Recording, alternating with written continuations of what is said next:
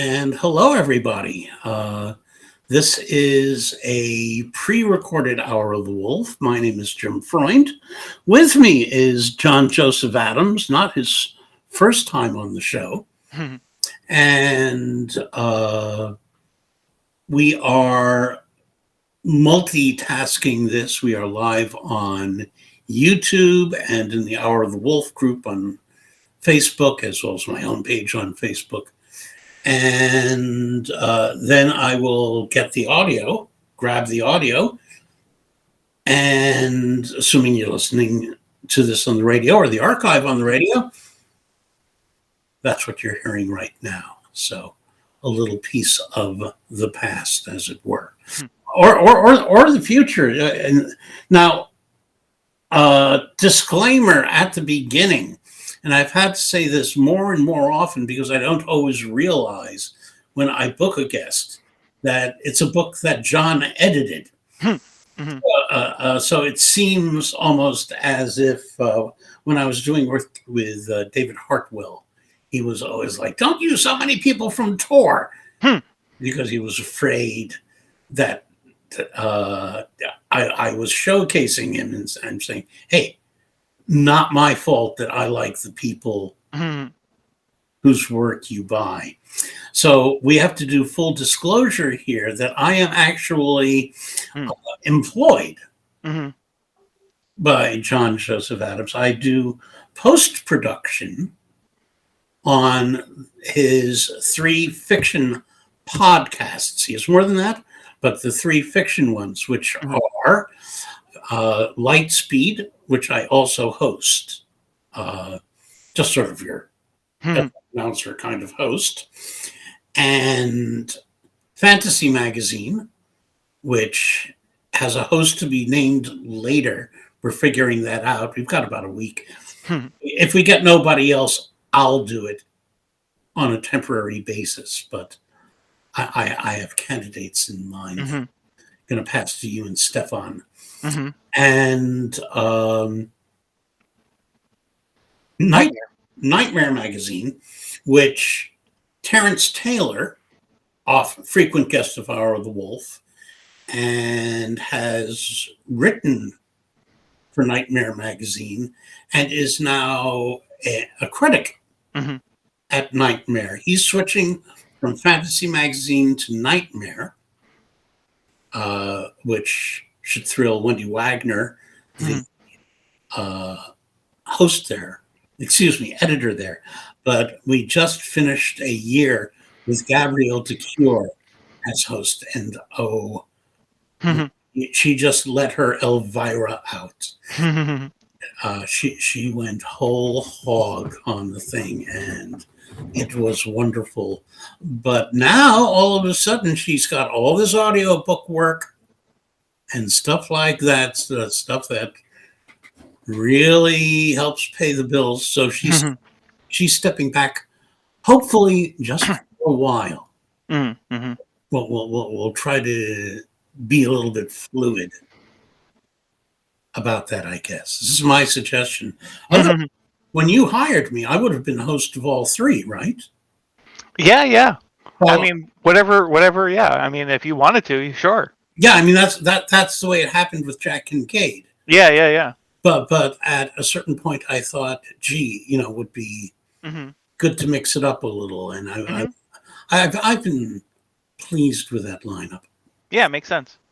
But aside from these 3 online magazines, which can also be obtained in print, which you can find out more about from either each magazine's individual website or at johnjosephadams.com.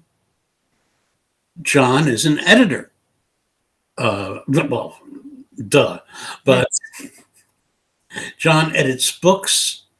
He had his own press until recently, an imprint, actually, under Houghton Mifflin. And now back to lots and lots and lots of amazing anthologies.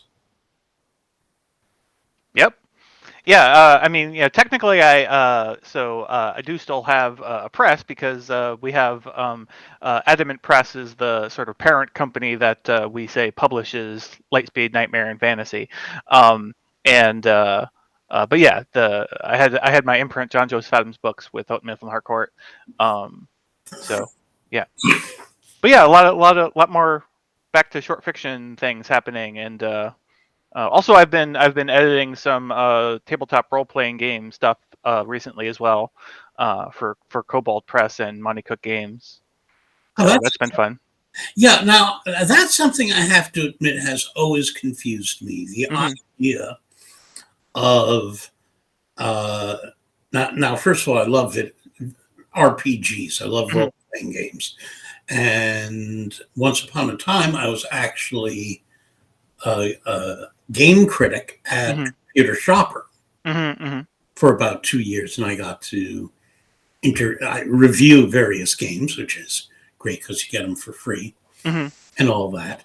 And I was well aware, for example, that one game that I really liked, Neverwinter Nights, was actually written by Naomi Novik. Oh yeah, right. And it never occurred to me before that outside of people who write games, that this is a writer's activity. And yet now you are editing games. The Nebula Awards have a new category, or if it's not an official Nebula, it is, yeah. It is, okay. Yeah. Because sometimes, right. For example, they're young persons. Right. It's like a different award name, yeah. Yeah, but given out at the same ceremony. Right. And for a while, the Ray Bradbury Award. Which, that's still there. Yeah, but you see, it used to be not a part of the Nebulas. And it was not for best movie. It was for best screenplay. Right. Which to me made more sense because it's about writing. Right. So the Science Fiction and Fantasy Association, that name is under a week old. It was Science Fiction Writers of America to Science Fiction Fantasy Writers of America. Now it's the world, it's association. Now they just give out that award for best movie. And, I don't think that's great because this is a writer's group. Right. I think it should be for best writing. But again, I'm still trying to connect with the concept of how one writes, and in your case, edits games. I mean, I know how Carlos Hernandez writes games and people like that. What does it mean for you to be an editor of a game?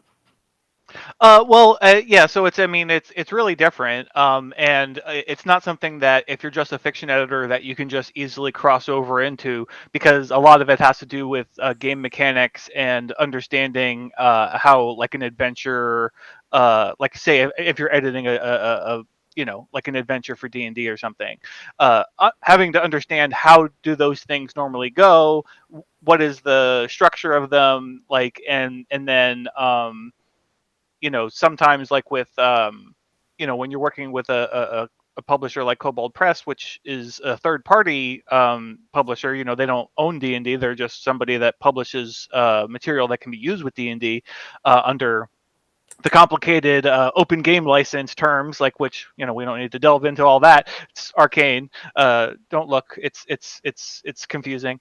But there's certain things that you're allowed to use and certain things you're not allowed to use. Like, from the basically there's a thing called the basic rules, that it's like, okay, everything that's made available publicly in the basic rules document you can use, but then if it's something that was in, like, the Dungeon Master's Guide or the Player's Handbook, like, you can't use it in your third party adventure. So there's some of that where I have to double check that a designer didn't drop one of those things in there.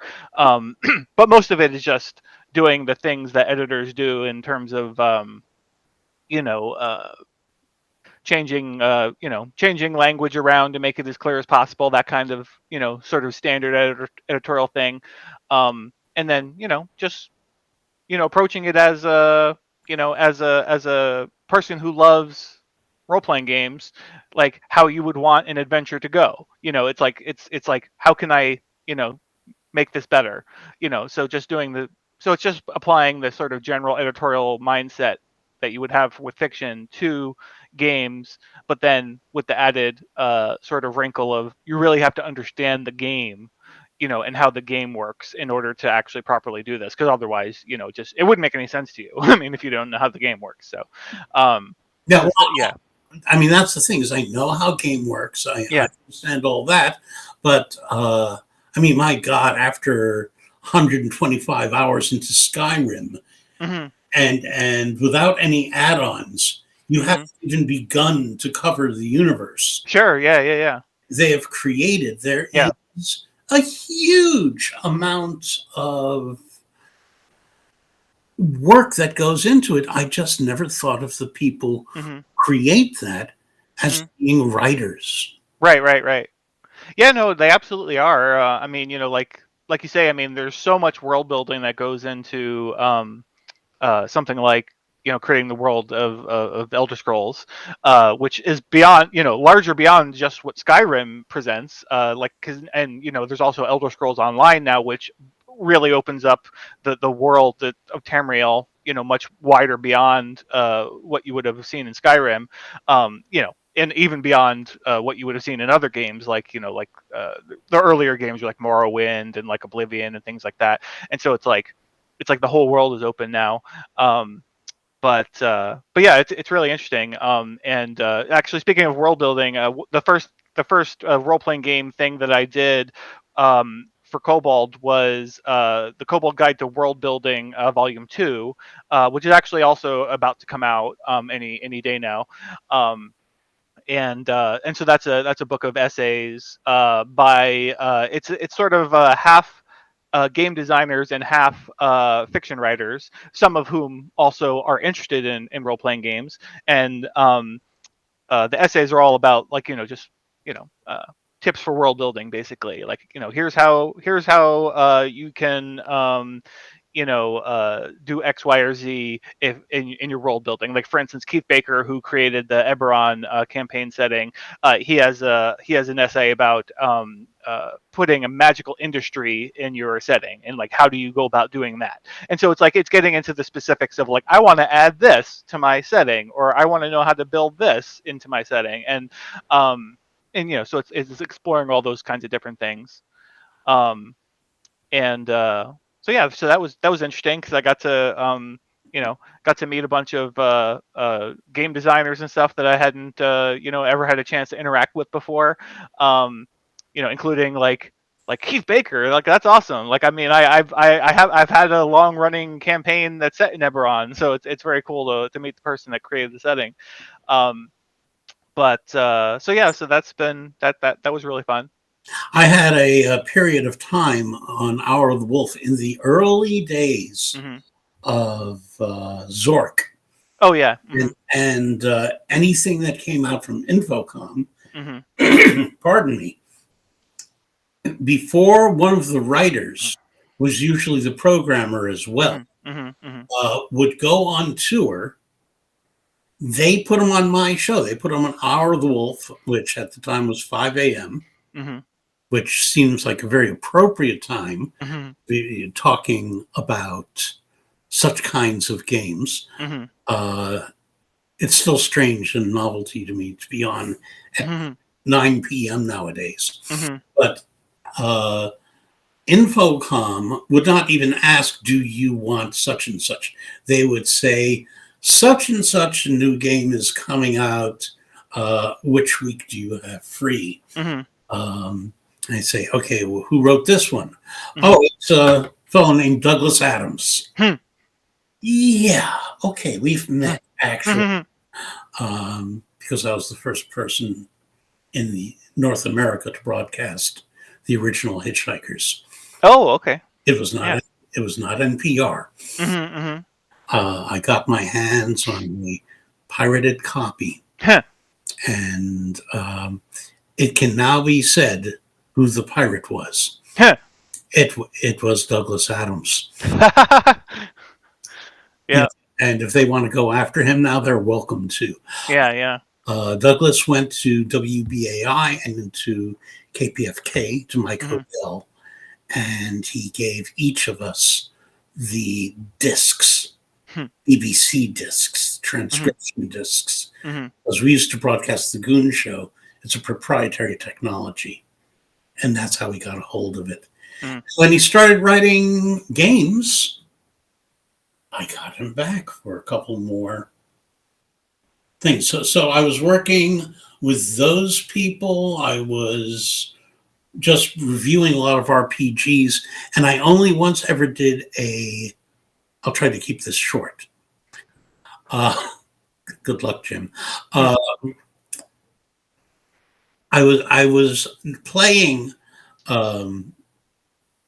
It was after Morrowind, but in that universe. So just mentioned it. Elder. Oblivion was the one after that. Yeah. Yeah, but no, the name of the whole universe. Oh, Tamriel, or Elder Scrolls Online, or Elder Scrolls. Elder Scrolls Online. Yeah. That was the name of their, I guess, MMORPGQR. Right. Whatever. And it was the first time when I like to play with NPGs. Free guys, if you will. They can all be Ryan Reynolds and Jodie Comer. That's fine by me. And they, and I had amassed huge wealth in reagents and stuff like that. And I did something stupid and something wrong that allowed people to get into my house, steal everything that I had. And I was livid and furious. And I turned around and looked over at the TV set where I saw an actual news piece about people that were so destitute that they were carrying their mattresses down a mountainside when they went to get food so that people wouldn't steal the mattress. And all of a sudden it put everything into perspective for me that I'm PO'd that somebody has taken my reagents while these people have to protect their mattresses. Right. IRL, shall we say. So Yeah. nowadays I stick to Planet Zoo. Is that the name of it? And it's amazing. It's amazing. You build a zoo. You have to have the right feed. You have to match the temperament of the zoologists. Great stuff. And real, again, heavy on the world building. How many anthologies do you put out a year?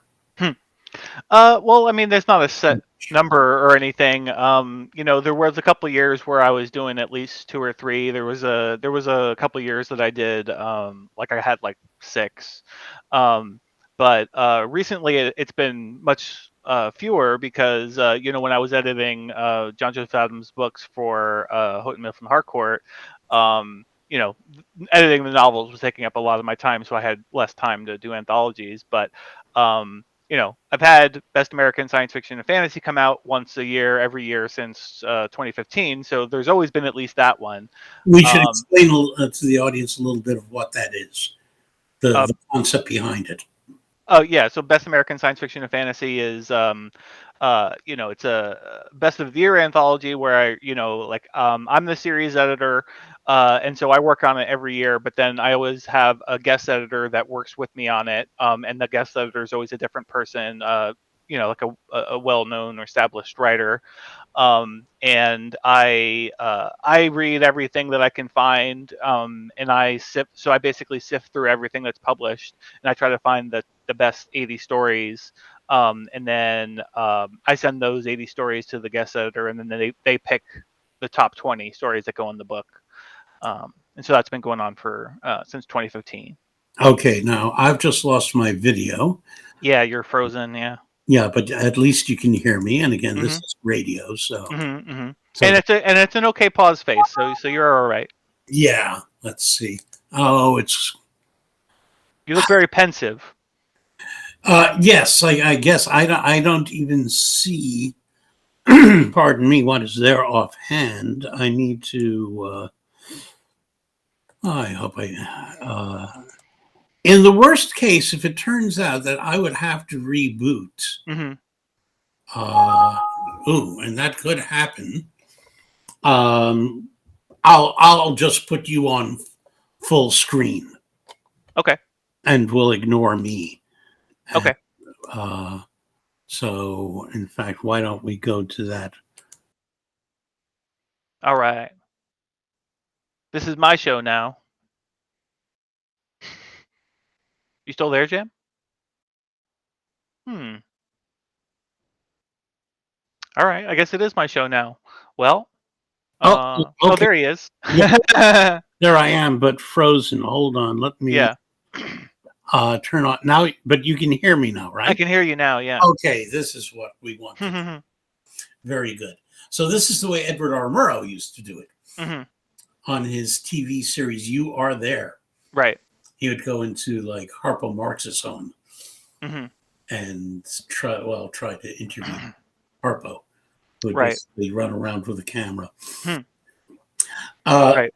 So, but yeah, so Best American. That's I just explained what that is. But then, other than that, I normally would release like an anthology, another anthology, like something that's like an all original stories or something, sort of about once a year the last several years. There have been a couple of years where I actually didn't get any anthologies out. I just had Best American come out, just because I was so busy doing novels and stuff. But now the imprint is discontinued. So now I have more time to get back to doing more short fiction things. And actually, Lost Worlds and Mythological Kingdoms, which is the book that's new and coming out, that we're here to talk about, that was in the works for a long time. It would have come out earlier, but then when the pandemic happened, that sort of slowed down everything and derailed some plans for publication and everything. Almost exactly 2 years ago. Yeah.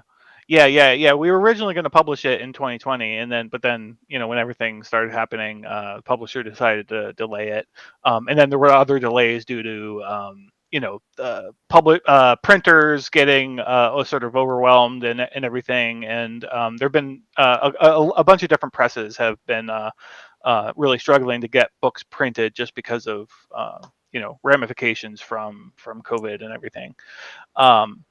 So yeah, it's about to come out now, but otherwise though, like in recent years, like actually I did release the Dystopia triptych with co-edited with Hugh Howey and with my wife Christy Yant. We had Hugh Howey and I had previously done the Apocalypse triptych, which we had indie published, and it did very well. And that was we did 3 phases of the apocalypse, and so like the first book is before the apocalypse, second book is during the apocalypse, and the third book is after the apocalypse. And so we did that several years ago, and then just I don't know, last year or just last year, I think, we released the Dystopia triptych, which again was doing the same idea, where it's like before the dystopia, during the dystopia, and after the dystopia. In the Dystopia triptych, we actually had it much more rigidly structured than with the other one, where we only had authors in the books that agreed to write a story for all 3 volumes.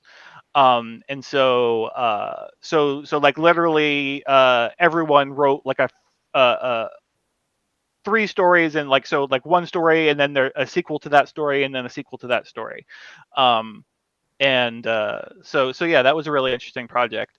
Unfortunately, when we indie published it, we ran into a bunch of problems on Amazon, and so it seems like it never really caught on, like finding buyers and stuff the way previous books did, and it's like it was a real nightmare trying to get it all sorted out, and so we had a bunch of like 1-star reviews on it because Amazon had sort of messed up the release, and so they had published this like placeholder file we had on there, because like the way like if you were going to have a pre-order that was like way ahead of the normal pre-order window, which they allowed us to do because Hugh Howey has connections there, you had to put a placeholder file in the system, and so unfortunately that ended up getting published instead of our actual ebook that we attached to the the page. Wow.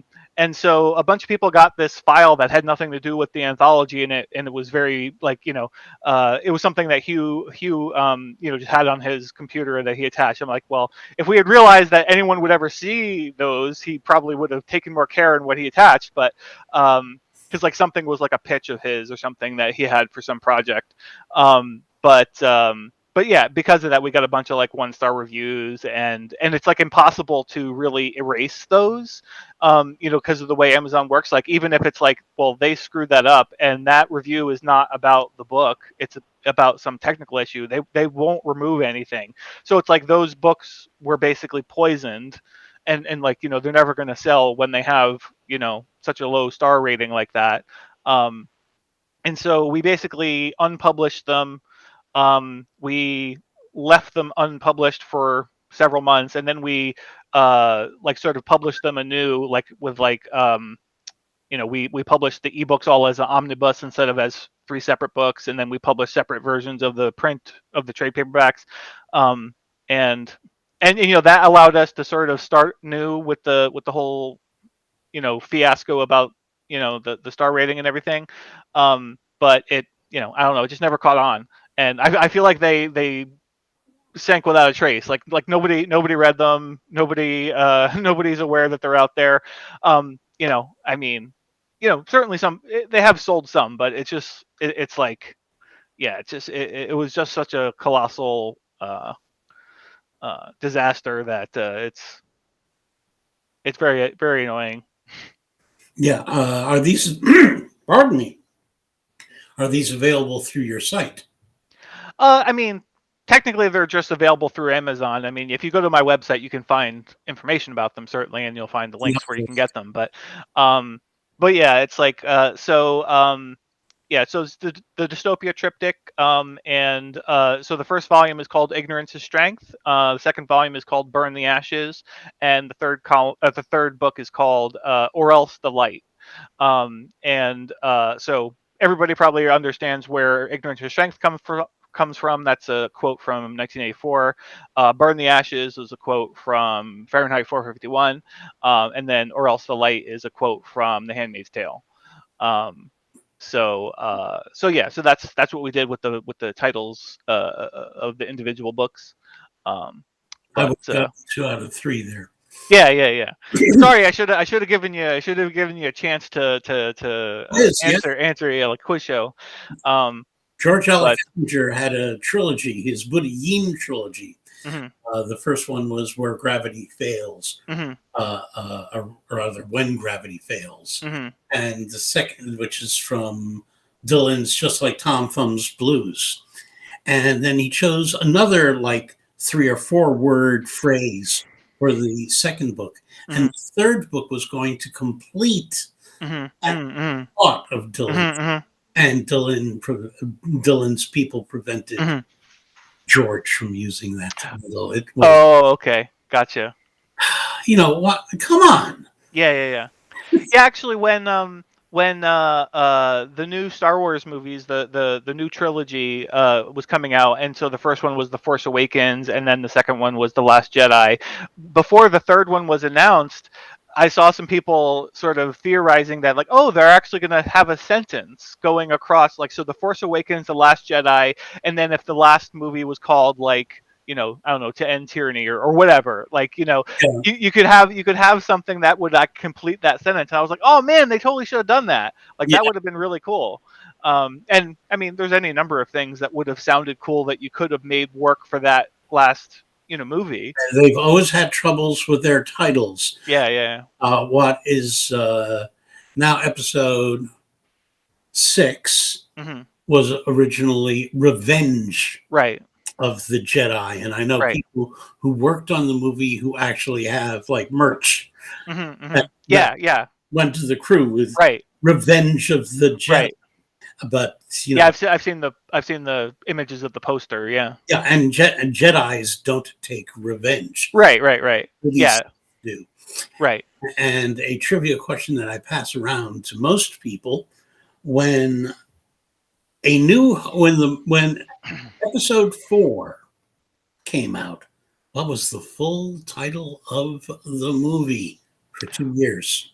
Right. I mean, I don't. I know one of the drafts was like, The Adventures of Luke Skywalker and the something of Wills or something like that. Like, I don't know. I can't answer the actual full question, but the answer is Star Wars. Oh, it was just Star Wars. Oh, okay, gotcha. Yeah, I actually have a copy I see. of the movie that was released Right. in 1977 that Mm-hmm. started the whole thing. Right. Only when they started retro Oh, yeah. hitting stuff like that Mm-hmm. that they came up with, A New Hope. Yeah. with A New Hope. They did have chapter 4. Right. That Right. was in there, and the scroll was in there. Yeah. But it was never called A New Hope. Right. Until the re-release of the film. Mm-hmm. That and useless trivia, but Yeah. I think the thing that I was saying, I think that was just like one of Lucas's script drafts or something. He had that long, the Adventures of Luke Skywalker part of it, and I don't. Anyway, this is not a show to talk about Star Wars naming conventions, but there probably will be one. Yeah. A group of people holding the Star Wars naming convention. Oh, yeah. Be it. Tell us a little of Lost Worlds and Mythological Kingdoms, because I guess the title says 90% of it. Right. Yeah, I thought it was pretty much it does what it says on the tin sort of title, but yeah, like things like the Lost City of Atlantis, or there's like all these different sort of lost worlds in literature going back hundreds of years, and just sort of it's this idea of discovering something that had been lost, or discovering a sort of a new location in the world that had somehow never been discovered before, and so those kinds of things. Is the continent of Mu in there? M-U? Sorry, say again. The continent of Mu. Yeah, no one references it, but yeah, that's certainly one. Yeah. Sprague de Camp did a lot with that. Right. And he had a lot of fun with that. I don't know if he invented it. Right. I certainly know that there are people who, shall we say, bought it. Right. But yeah, so that's the general idea, and I mean, it was something that I had a lot of fun with, and I had been thinking about for a long time, and when I finally got to do it, I was very excited. But there's other things like Shambhala, El Dorado, Shangri-La, the Kingdom of Prester John. Like, these are all things that sort of fit into this mold. And then there's there's things like The Lost World by Arthur Conan Doyle, who is more famous for writing the Sherlock Holmes stories, but The Lost World, the Professor Challenger story. Yeah, Professor Challenger, yeah. That one alone has had 4 movies? I don't know. There's a silent movie. There's a movie. Oh, is there? Okay. There's a movie from the 30s. There's one with Doug McClure in the 60s, and then one with Dwayne Johnson. So really? Yes. Oh, okay. They did Journey to the Center of the Earth. Oh, yeah, right. And then they did Journey to the Center of the Earth 2, and that was right. Lost Continent. Right. And there was and the next season of the really not that bad but totally retrofitted Around the World in 80 Days with David Tennant. Their sequel was going to be Journey to the Center of the Earth. Oh, okay. Except they found out that Disney is doing a $300 billion version, so they may be doing The Lost World instead. Oh, okay. Cool. We'll see. It's a popular one. Now, what's exciting to me about this anthology is that not only does it have so many of my favorite writers, but none of these are reprints. Oh, yeah. Oh, Gary, I missed seeing here that Gary Farber has a mention where he says Moo, I've always said Moo as opposed to Mew, was invented by Augustus Le Plongeon. I wonder who invented Augustus Le Plongeon. Ray Palmer got a huge amount of mileage out of it, and Shavers Diros. Okay. And Gary, you're looking, for radio listeners, you're looking a little fuzzy there. A little catty. But at any rate. Yes, and I should mention, and he gives the citation from Wikipedia, so I'm not going to say it on the air, but anybody who wants can copy it from their screen. And there's yet another citation. You know what? Just go to Wikipedia and type in Moo. Or better yet, write Gary Farber. So, and he'll tell you all of these things. And I should mention to people who are watching on either Facebook, Gary's on Facebook, there are also people I see on YouTube who are watching this. If you have questions, feel free to start putting them into the, where did I put that? Yes, into the comments on whatever platform you are watching. And we can read them, or I can read them, and I'll pass along ones that I don't miss to John, and we can discuss it. It's sort of the virtual version of listener phone calls. But I mean, I'm looking at the names here, and I just want to say a few. Sort of, I'm cavilling on your behalf. What we have, this is a person who I'd never heard of until I encountered him in one of your magazines, on Owomoyela. Oh, yeah. And I know I said that right. Yeah. Before I had to introduce him for Lightspeed magazine, I rehearsed that name for an hour. Right. Them, they, them pronouns, though, for on. Sorry, I always screw that up whenever I see Sonny Moraine. I give them like a piece of folded newspaper and say, just hit me every time. And they do, which is fine. And Gary Farber tells us, by the way, that's pronounced moo, mew, as if by a cat, not a cow. But it could be a cat cow. But at any rate, the Kate Elliott, always good. Carrie Vaughn, duh. If you don't know these names, listeners, we are giving you names to look up. Farber says not moo, me, you. Yeah, I sort of got that. Yes.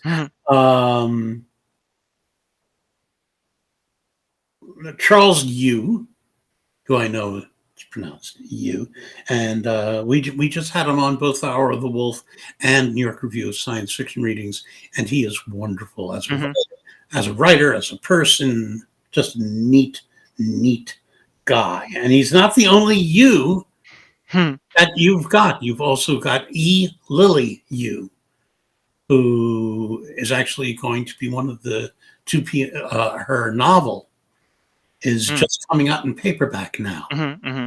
And so Martin Cahill from Erewhon Books asked if we would host Amal El-Motar to in discussion with E. Lily Yu, and wow. It's an amazing novel. It's really something to look up for sure. If you haven't heard about it, it's just like a stunning work. Yeah, and in order to make it happen, because Lily was not able to make the first Tuesday of the month, instead we're being what I'm calling calendar fluid. We're doing the last Tuesday of this month, the 29th. So people be on note, same place for watching this, on the 29th at 7 p.m. Amal El-Motar and E. Lily Yu. That's not to be missed, if I say so myself. And Lily is in this book as well. And then one of my favorite people and favorite writers, and I haven't seen her in ages, the expedition stops for the evening at the foot of the mountain pass. Genevieve Valentine, who's just, how can you be so, in your writing, so delightful and dark at the same time? She does pull that off. Down in the Dim Kingdoms by Toby Buckell. Tobias S. Buckell would be the name that you're looking for. Those Who Have Gone by C.C. Finley. And you named the Lily Yu story. Because there's too many umlauts for me. An account by Dr. Inge Kuhn, I think, Kuhn, but with an umlaut over the U, of the summer expedition and its discoveries. That's the right kind of title for that. Now, okay, the first person whose work I don't know yet. James L. Cambius. Oh, you're not familiar with this? No. Oh, okay. Yeah, he's published a bunch of stories like in sort of FNSF and I think Asimov's too. I'm not sure about that one. He definitely appeared in FNSF a bunch back in the day. So that's where I discovered his work. Yeah, you were the assistant editor. Yeah, assistant editor for FNSF in those days. Which is a while ago, isn't it? Yeah, it's a long time ago now. Yeah. A story by Darcy Little Badger, who is a delightful and dark writer. Another one of those people. They manage, I believe Darcy is a they, preferred pronoun. The Orpheus Gate by Jonathan Maybury. Hotel, Motel, Holiday Inn. Great title. Another writer I don't know. Dexter Palmer. There are very few I don't know here. Yeah, he's an interesting writer where like he was writing sort of fantastical stuff, but he was being published sort of as a more of a literary sort of writer, but yeah. Anyway, he's been on the periphery of our space for many years, so I was glad to be able to get him in a book. Yeah, and that is a line that is hopefully just fading. Yeah, it almost doesn't matter anymore. It's just a matter of where does it end up in the bookstore, and do we notice that it's there, or not. So I like to point out to people that some of the best horror fiction ever published has been in the New Yorker. Yes, the New Yorker. As in now. And having said that, I was going to drop the bomb in the name of the Lottery. Yeah, sure. Originates from the New Yorker. Right. It shocked so many of the subscribers. He lost subscribers as a result. Yeah. Great story on that. I believe Shirley Jackson wrote a very awesome sorry not sorry apology letter to those people, if I remember correctly. I'm pretty sure that's real, but I may be misremembering. No, you're remembering it. Okay. And I have a copy somewhere. Oh, okay. Yeah. I also have a copy of Dorothy Parker reading the story. Oh, okay. Yeah, nice. Dorothy Parker, what am I saying?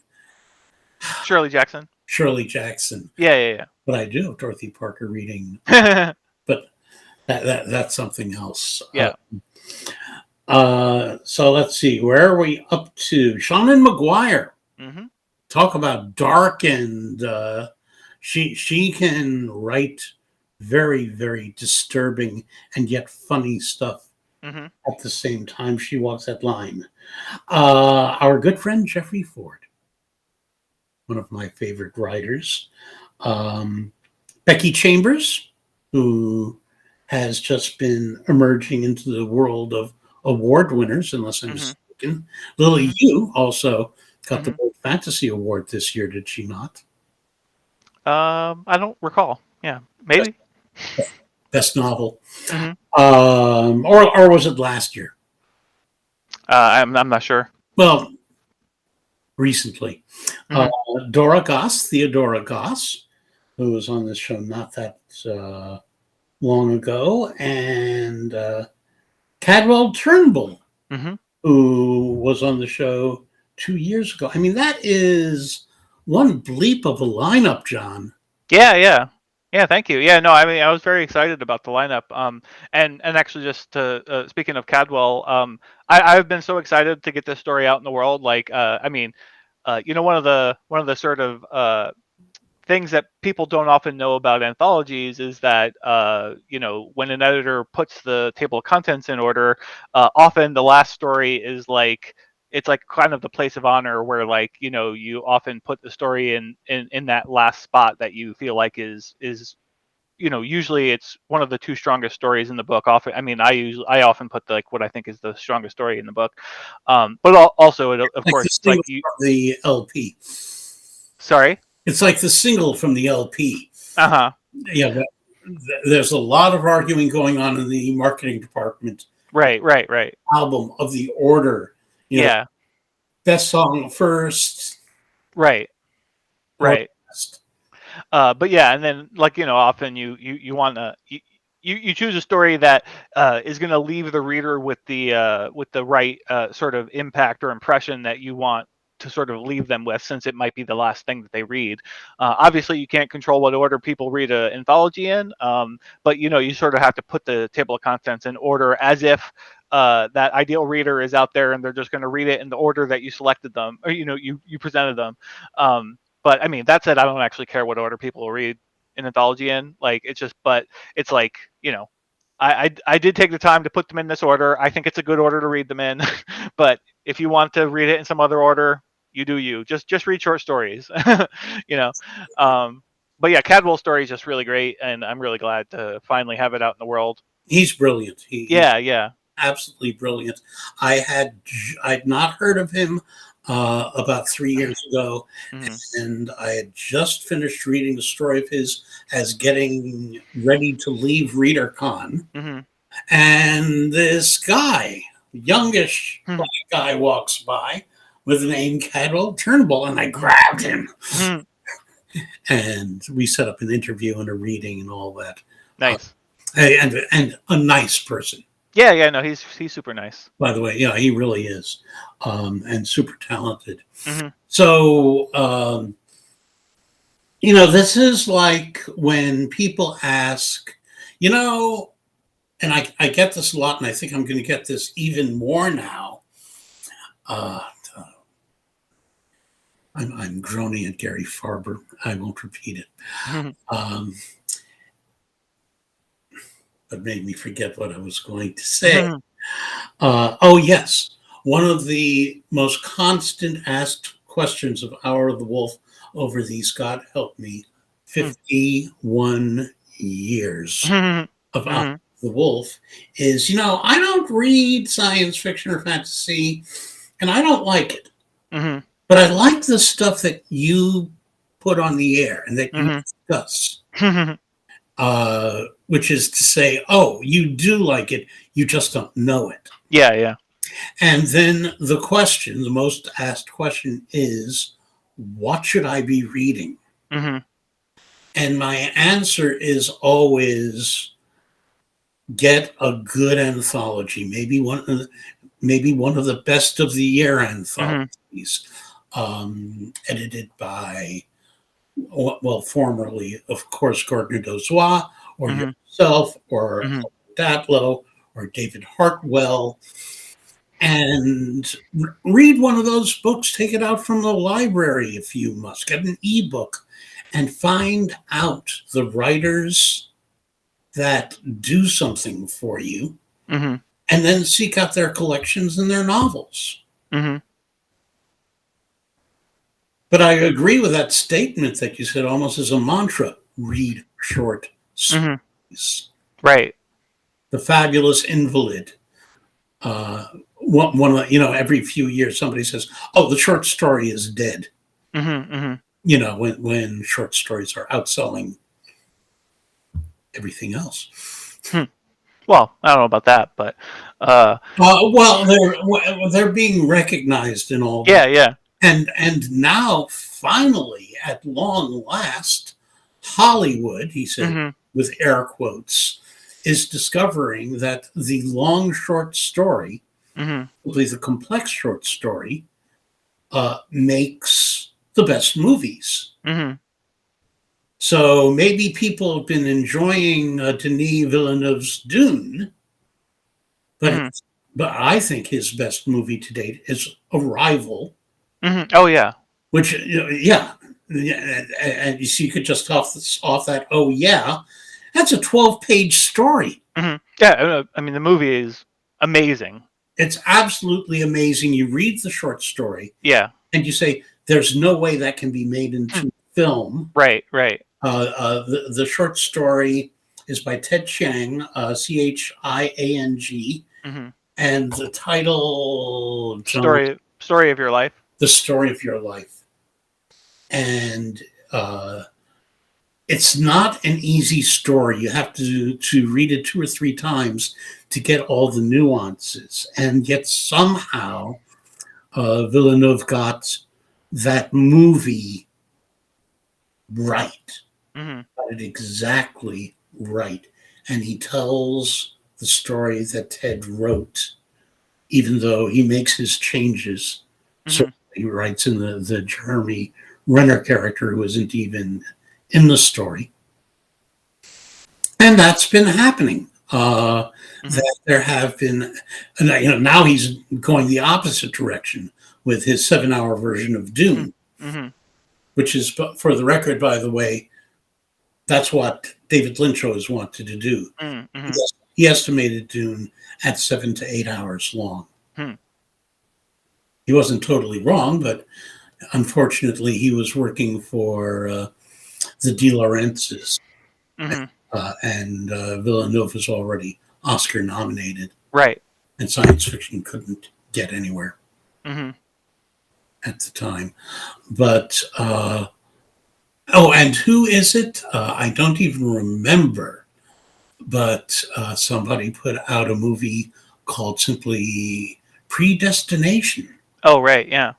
And what it is, it's an absolutely perfect version of By His Bootstraps by Robert Heinlein. And if you know the story, there's, let's call it stunt casting. There may be 20 or 30 characters in the story. There's about 3 actors in the movie playing all those characters. Because, well, that's the point of it, sort of a rewrite of All You Zombies. So I would say that the short story is making a comeback, at least in other media. You've got lots of anthology shows of varying degree. Yeah, and there's things like Love, Death, and Robots on Netflix, which actually has been adapting some short stories. Some of the, I mean, almost most of them are actually adapting stories. They do have each season they had a couple of episodes that were just sort of original stories that whoever wrote for the show. But yeah, a bunch of the vast majority of them have been adapted by of other short stories. And by all, like a lot of people that you would know, like they adapted John Scalzi and Mhm. like sort of people like that. There was a couple, I think Alistair Reynolds had a couple. I don't remember them all off the top of my head, but But good they writers. It's the kind of thing that hasn't happened really until since the follow up to the Twilight Zone, which was nowhere near as good as the Twilight Zone.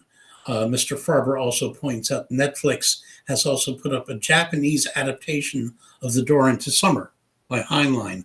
I'm assuming it's anime, and as opposed to live action, but I could be wrong. But who knows? You Mhm. go to Netflix and find out. Mhm. It's a good novel, so probably would do fairly well. Mhm. What? No, live action. Now I'm going to have to watch it. Darn you. Yeah. So the change story, of course. Yeah. But I mean, I think it's a fair point too. Besides things like Twilight Zone and these other shows we've been talking about. I mean, there's like Black Mirror was just fantastic, and that's it's not adapting short stories, but the way because it's an anthology show, it's like each episode does feel like it's a short story as opposed to sort of anything else. Yeah. Since it's okay, this episode tells a story, now it's done. It's not continuing from episode to episode. Yeah. Outside, I, I didn't love the series. I Hmm. loved individual episodes, like the one that everybody loves, which is San Junipero, Yeah, sure. which is, I think, just great, brilliant science fiction written for Hmm. the screen, Hmm. and helped make a star out of Mbatha Gugu Ma. Hmm. And I'm trying to remember who the other woman was, but really great adaptation. Hmm. But unfortunately, uh, I think if you've seen 3 episodes of the series that's run, is it 3 seasons? I think you've seen them all Mm. because they all have exactly the same point. Technology is evil, Right. and Yeah. can be used for good. And I don't. Rod Serling, he did not stick to the same thing. He went by the quality writing, which what is his name, Charles Brooker or something?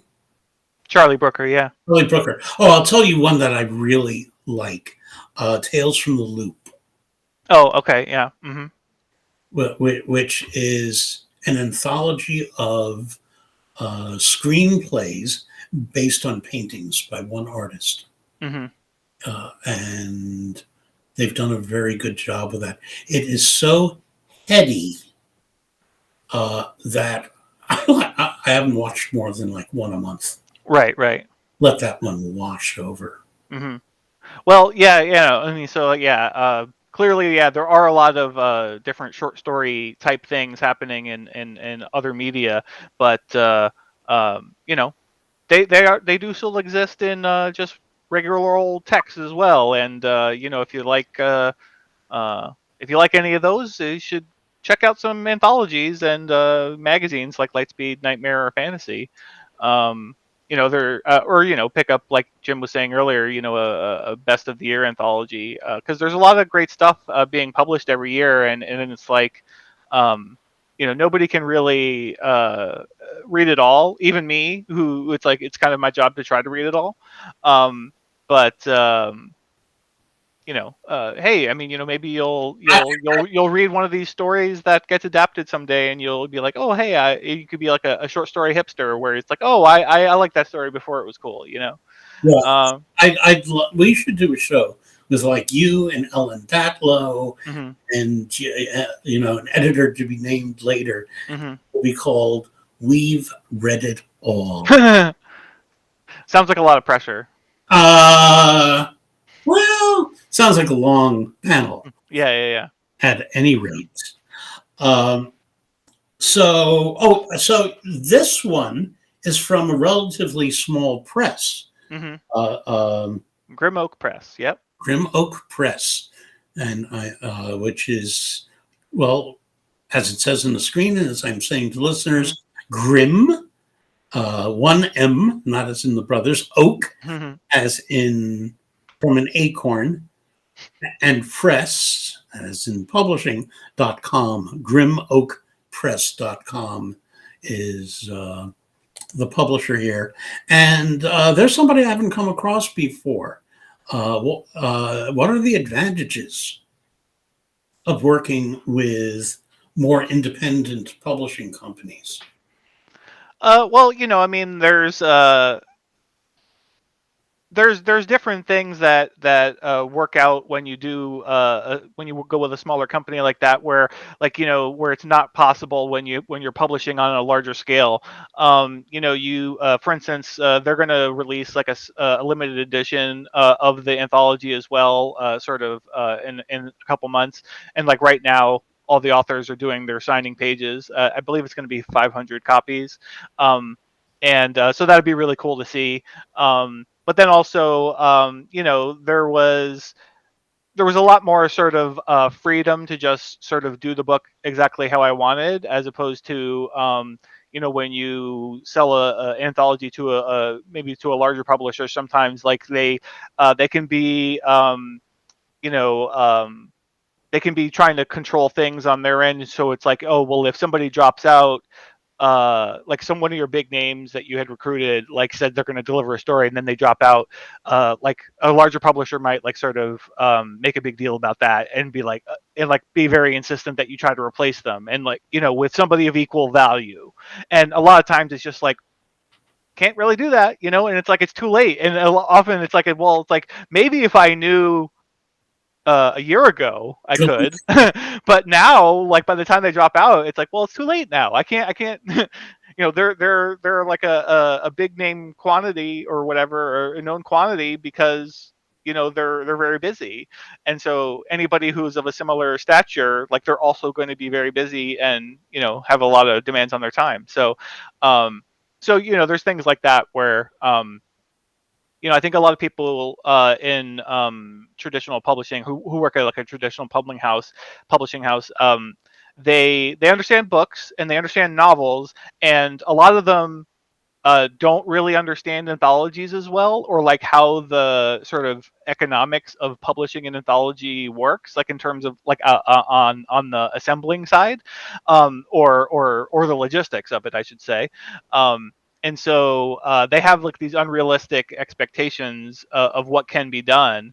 And it's like, look, I mean, I'm the editor and I'm wrangling all this stuff, but I mean, there's only so much I can do. I mean, I can't make people write a story like if the timing just doesn't work out for them. And it's just one of those things that happens. Not everybody's going to be able to deliver a story that they wanted to deliver. So I mean, that's one of the nice things where it's like, okay, well, so Sean Speakman runs Grim Oak Press, and he had released a couple of anthologies himself, originally to help fund him sort of paying off his debt that he incurred from having cancer, because he lives in America and America has terrible healthcare, and so he went into debt when he had cancer. And so he released a couple of anthologies that were like originally like sort of benefit projects to cover that, and then he just sort of did some other ones as well because they were well received, and so I think he had fun doing them. But then also he publishes like limited editions, like he works a lot with Terry Brooks, and he does limited editions of some other other authors that sort of publish that write epic fantasy type stuff. And in any case, yeah, like so one of the nice things working with him is like, well, he's a guy that's running this press, and so it's like he doesn't have like a whole marketing department that's like, demanding that we get X, Y, or Z in order to sell the book. It's like he has a way that he understands how to sell the book. Because like he has an audience that sort of is a fan of his books that he publishes already, and so like he can market it to them and that kind of thing. So there's sort of like less pressure to try to have to jump through all these different publishing hoops, I guess. Yeah. So, well, it's a good way to. It's a terrible way to back into the business. Yeah. But he got into the business, and he's really doing a good job with it. Yeah. And I hope this book does well. Yeah, me too. It deserves it. Mm-hmm. And I mean, just for what it's worth too, like, I mean, in terms of like smaller presses, like, I mean, my first anthology was with Nightshade Books, which hasn't, like, they ran into trouble along the way, and they're no longer the thing that they were. But back in the day, I mean, I published Wastelands with them, and it was like, it was a very, very small advance, and we thought like, oh, we'd be very happy if it sold like, 1,000 copies or something like that. And then they published the heck out of it, and it did super well, and it basically made my whole career possible. That like, like, oh well, my first anthology like was an amazing seller, and so that really opened up a lot of doors for me. And I doubt that I would have been able to even get like a large publisher or to even look at it, because I mean back at that time, like, nobody was really publishing reprint anthologies or even really, and I mean, publishing an anthology at all was pretty tough back then. I mean, especially if you weren't already Ellen Datlow or Gardner Dozois or whoever. So I mean, that's the other thing where it's like, if you're not already established as an editor, certainly smaller presses make that more viable. Or if you want to try something sort of different that traditional publishing isn't going to really embrace or understand. I mean, there's also things like Kickstarter. A lot of anthologies get kickstarted. So, yeah. Anyway, those are some of the reasons, I guess. Okay. What are you working on now? Well, let's see. I don't have anything current that I can discuss. I do have a big project that's been on the cusp for a long time, a painfully long time. Hasn't quite been finalized yet. And once it is finalized, I'm not sure when I'm going to get to announce it. But so sorry to do the whole, like, I have this awesome thing I can't talk about thing. But that is what I've been working on lately, is this one secret project that is going to be super awesome, assuming that it happens. I mean, I'm pretty sure it's going to happen, but we haven't signed a thing yet. And I think everyone will rightfully sort of go bananas when it's announced what it is. So I'm super stoked.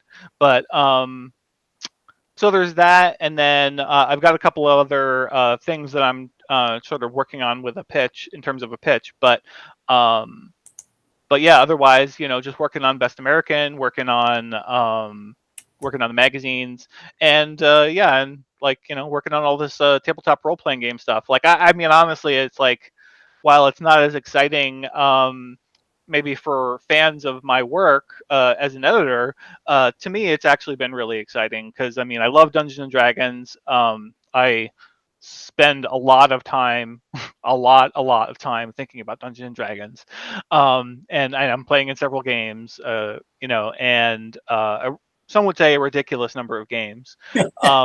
And so the that I can work on this at all is just like super exciting to me. I also have gotten to contribute a few game design things to the Kobold Press things. Like, I created a couple of subclasses for their Tome of Heroes book. which I'm not sure when that's coming out, but it's coming out later this year. And so that was that was really cool to be able to do that. And then working on the I've been editing a couple. So I've actually been editing anthologies for Kobold, but adventure anthologies. So it's kind of similar, but obviously they're still they're adventures. And it's different in the sense that I'm not deciding who writes these adventures. So it's not like with a traditional anthology where I would recruit the people and get them to write those adventures. Kobold, other people at Kobold arranged who to write what. But then I'm the editor, sort of developmental editor on them. But that's been really cool, just because it's like I feel like it allows me to be creative in a way that I don't get to be creative in other aspects sometimes. So And after all that, the smart ass question is: so what do you do with your free time? Oh well, I mean, I play Dungeons and Dragons, so that's what I do in my free time, honestly. But I should say I also have I now have to also learn the cipher system for working with Monte Games, because that's their system. And the first thing I did with them was I actually did a proofreading thing to try to sort of ease me into cipher system. But so they're doing a thing now where they have a setting called Tolis, and they have a couple of adventures there. And so the adventure is written for fifth edition D&D as the main body text, but then in the margins they have cipher system conversions where it's like, if you want to run this adventure in cipher system, here's how you would run this encounter, or this is how you would do this skill check instead of what's in the main body text. Because like D&D rules are much more complicated and cipher system is much more simple, so they can actually just pop the rule conversion in the sidebar, and then otherwise the main body text works. But I started with that to sort of ease me into learning that, but then like I'm trying to I have a cipher system game that just started up recently, so I'm going to try to internalize more of the rules so I can understand them even better as we go forward. Because if I'm going to actually edit a project as opposed to just proofreading something, I need to actually understand it a lot better than I need to understand it a lot better. So yeah, so that's been fun. I love role playing games. I like learning how to play role playing games. I mean, sometimes it's a little hard to convince me to try a new role playing game just because it is a lot of work. But hey, if it's like a job, then okay, sure, I'll learn how to play a game as a job. That sounds fine. And there's a new thing which I hadn't realized for a while, because I assumed that certain writers came out of reading other writers. I assumed at one point that Nora Jemisin, N.K. Jemisin, obviously came out of reading Octavia Butler and anthologies put out by Cherie Renee Thomas and all that. And she came out of D&D. She was in the D&D group in Boston.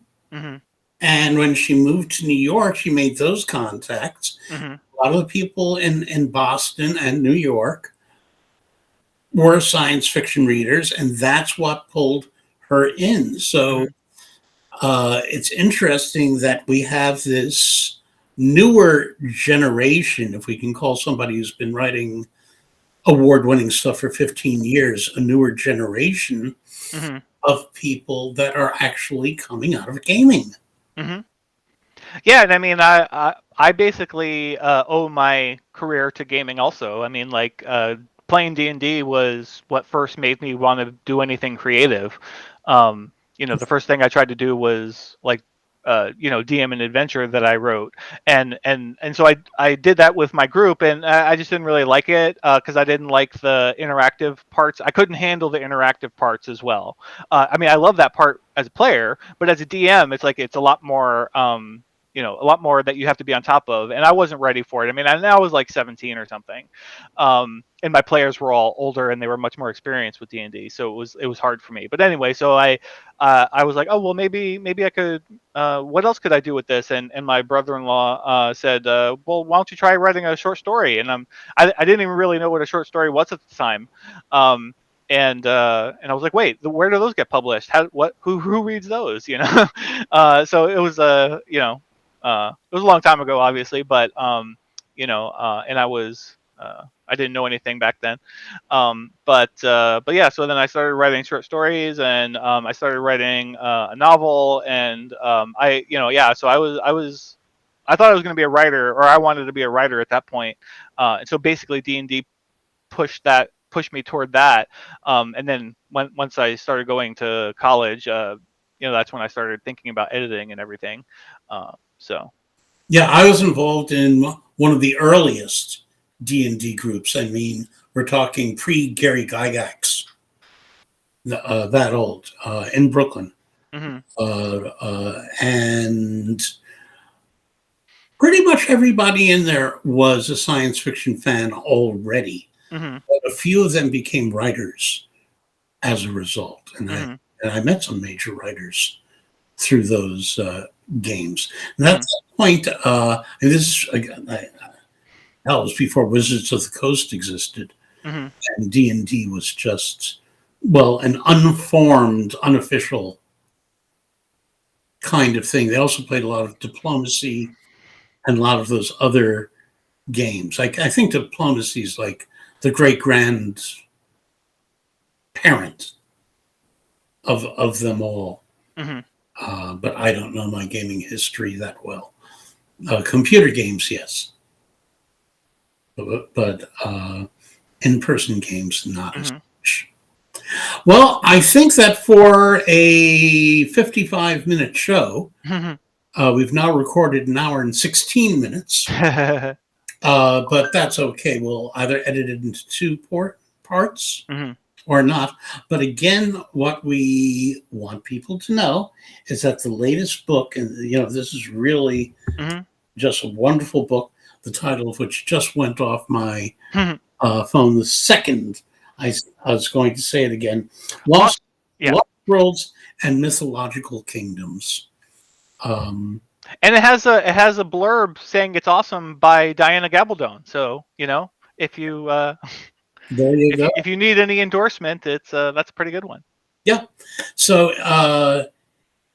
and for all things related to what you do, we have, of course, johnjosephadams.com, which is a gateway to your many different things, including Best American, which this year's was with Veronica Roth. Right. Okay. Remind me to tell you sometime off the air how playing an interview that I did with her got me suspended for 2 weeks. Oh, okay. Yeah, that sounds like an interesting story. And rightfully so. Oh. I was in the wrong. I was so totally in the wrong. If I was in the right, I'd tell the story right now. Okay. But and she was delightful, by the way. She was a great interview. Yeah, no, she's a wonderful interview.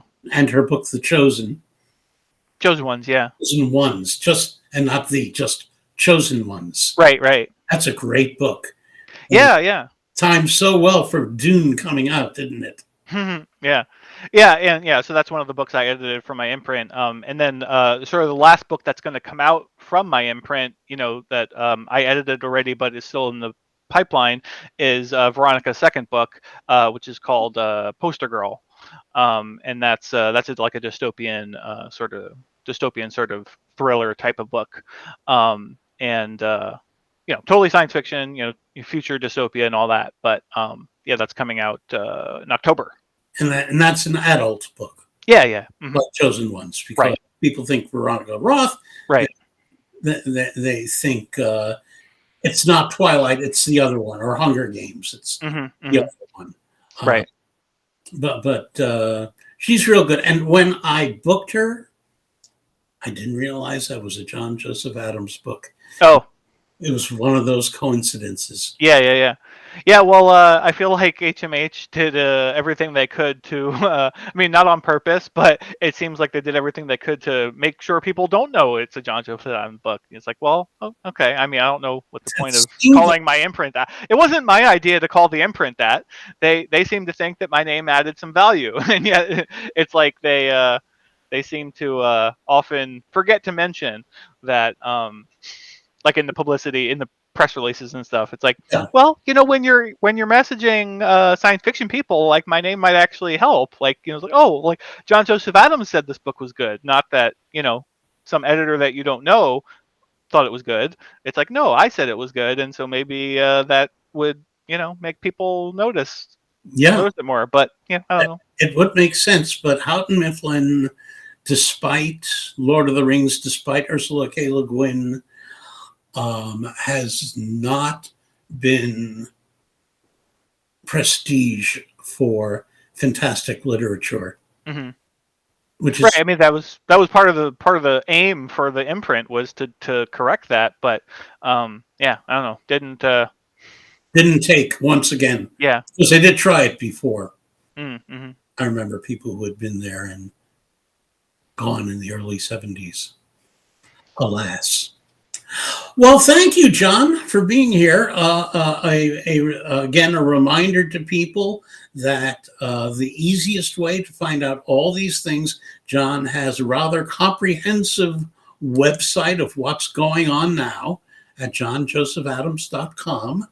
And this latest book, Lost Worlds and Mythological Kingdoms, it's just the two writers I don't know are in such great company that I know I'm going to like those writers. Mm-hmm. And it's great stuff. Let me put the cover back on the screen. And for radio listeners, well, just Google it. Well, I'll describe it real quick. It's like a map, and instead of city names on the map, it has the author names where the city name would go, which was my idea. And so it has a coastline, and it has like a hand reaching over to point at where it says where at the dragon sigil that's on there that says here be dragons in Latin, I think. So yeah, that's what it looks like. Yeah. Okay. So thanks again for being here, John. Yeah, thanks for having me. We'll try to do this more often. It's been difficult through the pandemic and travel and all that. Mm-hmm. We'll make it work. Yeah. All right. Well, yeah, thanks for having me. And yeah, see you some other time soon. Okay. And thank you all for viewing. We got quite a few viewers. Nice. And this will stay online on both Facebook and YouTube, and it'll be broadcast mid-April. Okay, great. Okay, so once again, thank you. All right, yeah, thank you.